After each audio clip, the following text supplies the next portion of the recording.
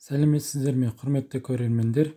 Семей ядролық полигонының жабылуына 30 жыл тұспа-тұс келген уақытта Семей полигонының тарихы жайлы ертеңі мен бүгіні туралы шағын видеороликті назарларыңызға ұсынамыз.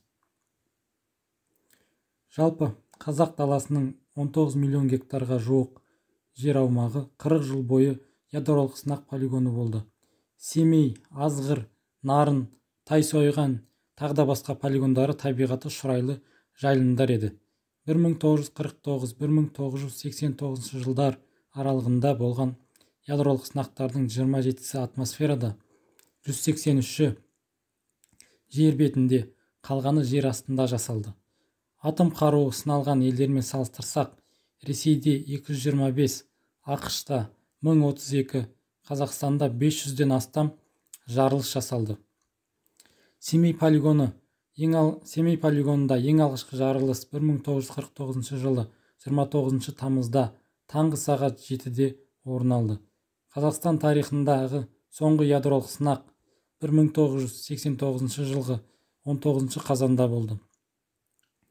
1991 жылдың 28 тамызында Қазақстан Республикасының тұңғыш президенті Нұрсұлтан Әбішұлы Назарбаев Семей полигонының жабу туралы жарлық шығарды.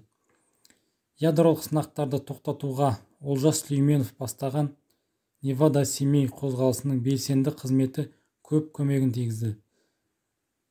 Онкологиялық, жүрек-қан тамыр, жүйке және психикалық аурулар саны күрт өсіп, отбасыларында кемтар балалар көбейді. Жалпы Қазақстанда ірілі және шағын ядролық сынақ полигондары Шығыс Қазақстан өңірінде Семей сынақ полигоны, орталық Қазақстанда Сары-Шаған сынақ полигоны, батыс Қазақстанда Азғыр және Нарын сынақ полигондары болған. Сынақ полигонының зардабы тек қана адам баласына ғана емес, түрлі өсімдіктер мен жан-жануарларға, жер бедеріне, жалпы экологияның ластануына алып келді. Семей аймағының халқы сәулеге ұшырау мөлшеріне қарай 3 категорияға бөлінді.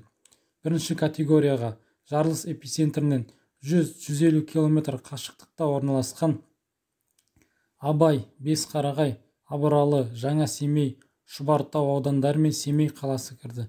Екінші категорияға 150-300 км жерде орналасқан Жарма, Аягөз, Бородулиха, Шар және Жаңа Шүлбі аудандары кірді. Үшінші категория эпицентрден 300 км-ден әрі орналасқан Үржар, Көкпекті, Таскескен, Ақсуат және Мақаншы аудандарының тұрғындарын қамтыды. 1989 жылдың ақпанында Семейдегі атом полигонының жабу мақсатында құрылған Невада-Семей қозғалысының алғашқы митингісі өткізілді. Оны белгілі қоғам қайраткері ақын Олжас Сүлейменов басқарды. Сол жылдың 6 тамызында Семей облысының Қара ауылында КСРО және ақш республикаларының басшыларына ядролық қаруды сынауды тоқтату туралы мораторий жариялау жөнінде үндеу жолданды.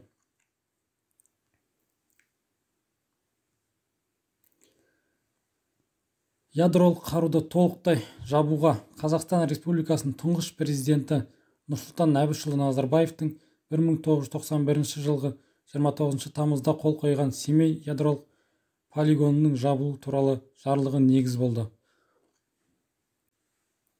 Бүгінде Біріккен ұлттар ұйымының қауіпсіздік кеңесінің тұрақты емес мүшесі ретінде Қазақстан мемлекеттері арасында ядролық қарудан өз еркімен бас тартқан елдердің бірі болып табылады және бұдан әрі де дүние жүзінде ядролық қаруды таратпауға өз үлесін қосады.